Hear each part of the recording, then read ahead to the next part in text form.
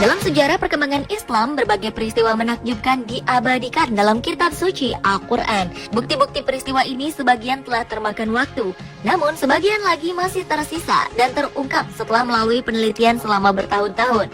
Dari beberapa peninggalan yang masih ada, kiranya jejak-jejak Islam yang tertoreh di alam selayaknya menjadi pengingat kita semua agar senantiasa meningkatkan iman dan takwa kepada Allah Subhanahu wa Ta'ala. Dan inilah 7 jejak Islam di alam versi on the spot.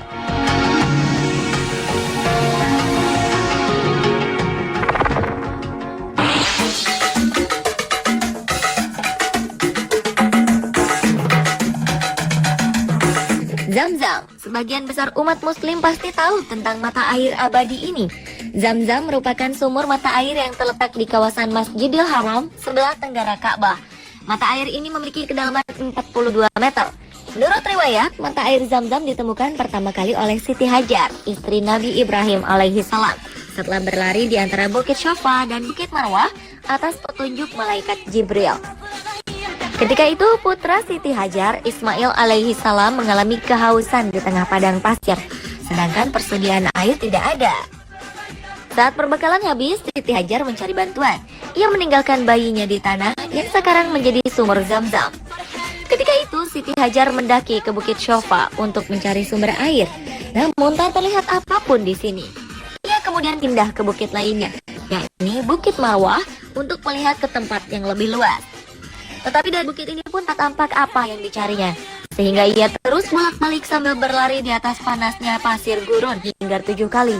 Saat ia kembali ke Ismail alaihi salam, ia melihat air telah memancar dari tanah di dekat kaki bayi yang sedang menangis itu. Umat Islam percaya jika Allah telah mengutus malaikat Jibril untuk memunculkan air di sana. Zam-Zam, yang berarti berhentilah mengalir, adalah ungkapan yang diucapkan berulang-ulang oleh Siti Hajar saat berupaya menampung air itu. Dari hasil penelitian dilaporkan bahwa kedalaman sumur Zam-Zam adalah 30,5 meter. 17,5 meter terdiri dari bebatuan granit. Salah satu kelebihan air Zam-Zam adalah memiliki kandungan mineral, khususnya fluoride yang lebih tinggi. Bagi manusia, kadar fluoride yang tinggi dalam air minum bisa memberikan berbagai manfaat, khususnya untuk menjaga kesehatan gigi dan mulut.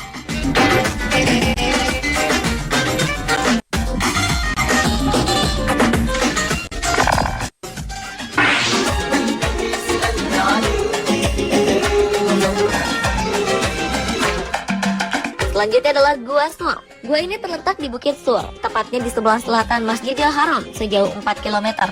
Tinggi gua ini dari permukaan laut sekitar 748 meter. Gua Sur merupakan bebatuan keras berbentuk seperti perahu terbalik. Tinggi gua ini sekitar 1,25 meter, sedangkan panjang dan lebarnya 3,5 kali 3,5 meter. Gua ini memiliki 2 pintu, satu pintu dari sebelah barat, tempat dahulu Rasulullah Shallallahu Alaihi Wasallam pernah memasukinya. Gua Sur adalah tempat di mana Nabi Muhammad Shallallahu Alaihi Wasallam beserta sahabatnya Abu Bakar radhiyallahu anhu pernah bersembunyi dari kaum Quraisy yang berniat membunuh Nabi ketika hendak berhijrah. Diriwayatkan kaum Quraisy saat itu begitu marah kepada umat Muslim dan Nabi Muhammad Shallallahu Alaihi Wasallam karena mereka tidak menyangka bahwa ajaran Islam akan tersebar dengan begitu cepatnya. Berkat pertolongan Allah Subhanahu wa Ta'ala, Rasul dan Abu Bakar selamat dari peristiwa yang menegangkan ini. Kini kita dapat datang dan melihat ke Gua Sur, gua yang menjadi saksi peristiwa besar dalam sejarah Islam.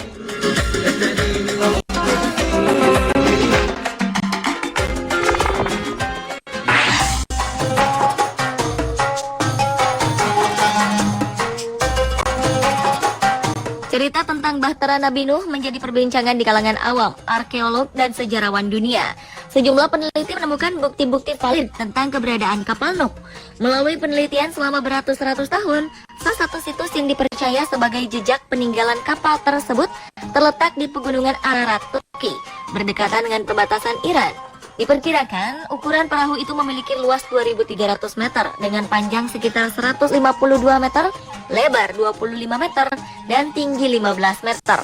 Para peneliti ini pun berhasil masuk ke dalam bahtera ini dan mengambil foto dari beberapa spesimen. Spesimen yang mereka ambil berusia 4.800 tahun dan sangat cocok dengan apa yang digambarkan dalam sejarah. Dikisahkan dalam Al-Quran, Nabi telah berdakwah selama puluhan tahun, tetapi umatnya tidak mau mengikuti ajarannya dan tetap menyembah berhala. Allah kemudian memerintahkan Nuh untuk membuat bahtera. Melalui wahyunya, Allah membimbing Nuh membuat bahtera yang kuat untuk menghadapi serangan topan dan banjir.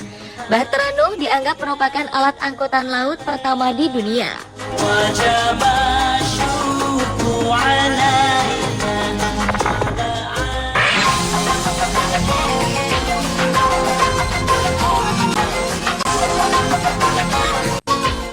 Satu tempat yang tak pernah sepi dari kunjungan para jamaah haji. Tempat ini bernama Jabal Rahmah, satu gunung yang disebut-sebut punya kisah pertemuan Adam dan Hawa. Bahkan terdapat monumen yang menandakan romantisme keduanya. Jabal Rahmah berada di tepi Arafah, suatu kawasan di bagian timur di luar kota Mekah. Rahmah memiliki arti kasih sayang. Nama ini diambil dari suatu kisah yang diyakini oleh umat muslim, yaitu pertemuan antara Adam dan Hawa. Ketika Adam dan Hawa diturunkan ke bumi oleh Allah Subhanahu wa Ta'ala, mereka terpisah. Hingga akhirnya kedua manusia pertama di muka bumi ini bertemu di Jabal Rahmah. Untuk mengenangnya, di atas Jabal Rahmah terdapat suatu tugu persegi 4 yang terbuat dari beton dengan lebar 1,8 meter dan tinggi 8 meter. Masyarakat setempat percaya lokasi bertemunya Adam dan Hawa persis di titik tugu ini.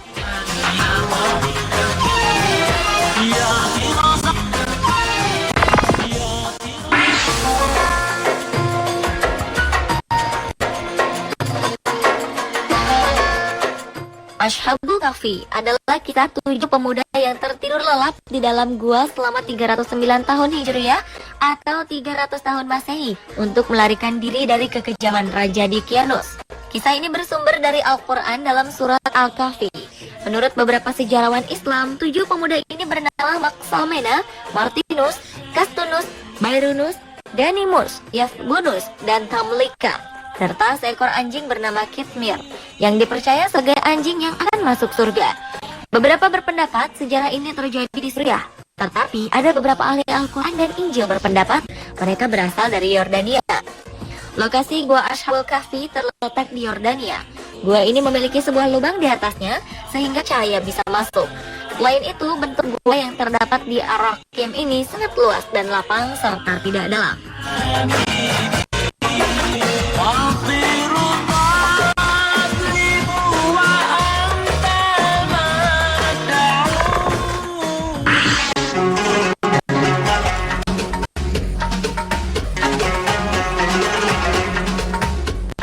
Pada akhir 1988, seorang arkeolog bernama Ron Wyatt menyatakan bahwa dirinya telah menemukan beberapa bangkai roda kereta tempur kuno di dasar Laut Merah.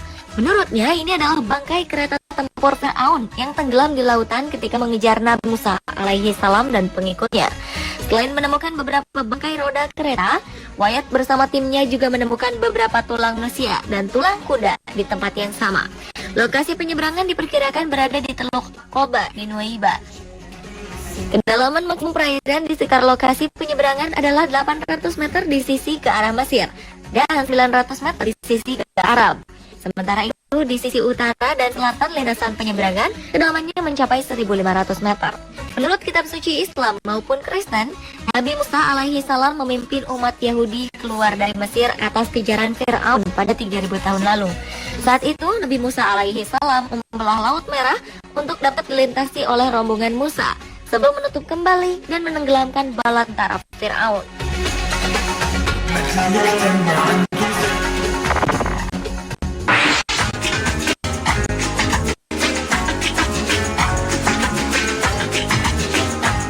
Dalam berbagai penelitian, peristiwa atau lokasi kejadian di azabnya umat Lut alaihi salam ini adalah di kota Sodom, di daerah yang sekarang dikenal dengan nama Laut Mati atau di Danau Lut, yang terletak di perbatasan antara Israel dan Yordania.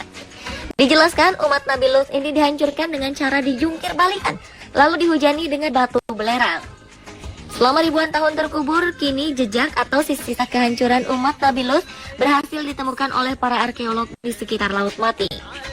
Kejadian yang menimpa kaum Lut seperti yang disebutkan dalam Al-Quran diperkirakan terjadi sekitar 1800 sebelum Masehi. Berdasarkan pada penelitian arkeologis dan geologis, peneliti Jerman Werner Keller mencatat bahwa kota Sodom dan Gomorrah benar-benar berada di lembah Sidim yang merupakan daerah terjauh dan terendah dari Danau Lut.